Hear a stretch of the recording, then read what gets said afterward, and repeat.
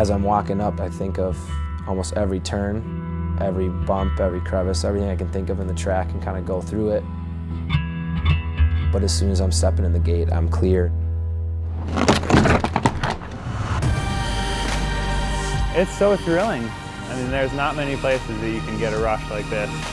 When the lights are going, the music's going, and all you see are crowds and crowds of people. The adrenaline's pumping so much you really don't remember anything. Oh, brutal. I look like I'm about to eat it. You hit your back? That looks like it hurt. And then your head. So much happened, I don't even remember that moment. Yeah, I just remember pretty vividly you talking while you were in the air, because you knew, and I just remember thinking oh, his feet shouldn't be up there. He's not pulling this one off. Yeah. The Saturday of the race is always a lot of guys visiting physio and the massage people, and then laying around and icing, or like Cam's doing this compact stuff, trying to get your body physically able to compete tonight, because the goal is to skate in a handful of races tonight, and that can be pretty taxing, so it's always good to be as loose and not sore as possible. Yeah.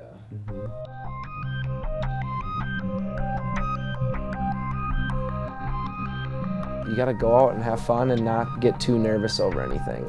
When you get freak out a little bit and have one doubt, then you go down and that's when you get hurt.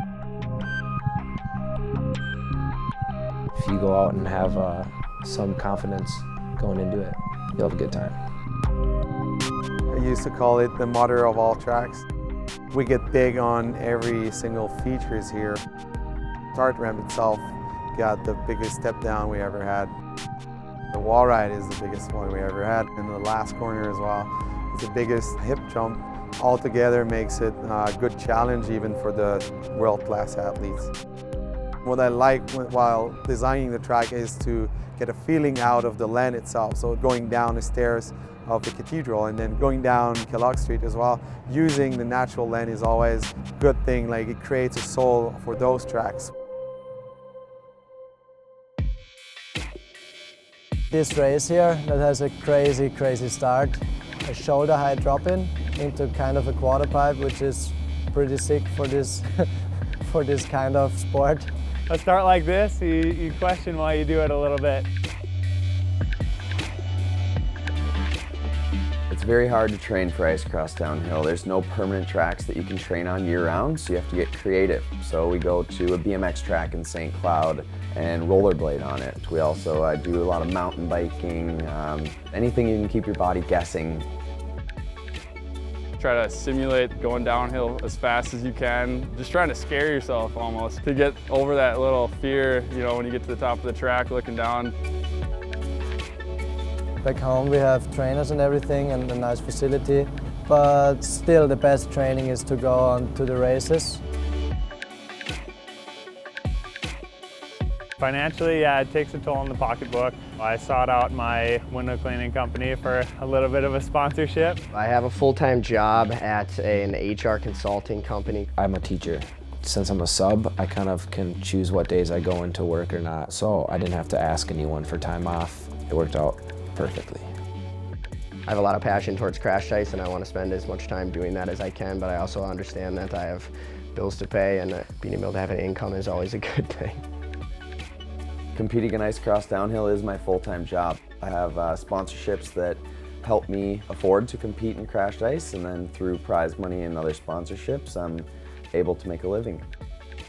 I'm competing for the World Championship tonight. Me and Scott Croxall are the only ones available to take that title this evening. Whoever winning, Scott or Cam, Scott would be the first defending champion, and Cam would be the first US guy, and it's always a good thing for a location to get one of their hometown boy fighting for the championship, especially at the final race of the season.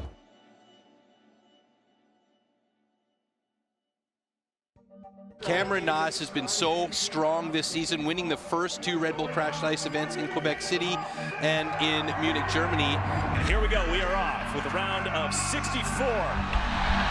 Cameron Naasz, this is crucial for him. Oh, he styles it out. He's feeling good tonight. Cameron Naasz, one more round closer to a potential first ever World Championship title for an American.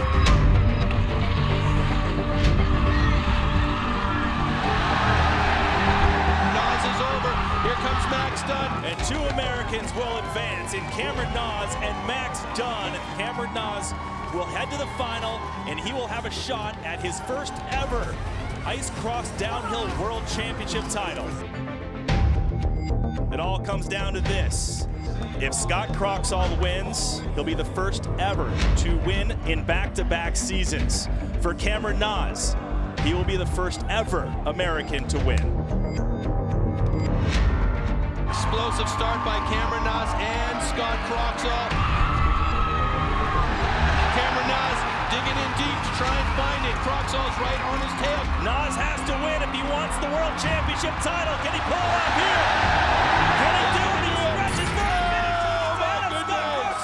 Cameron Naasz wins it. He's got his first ever World Championship title. An epic final race.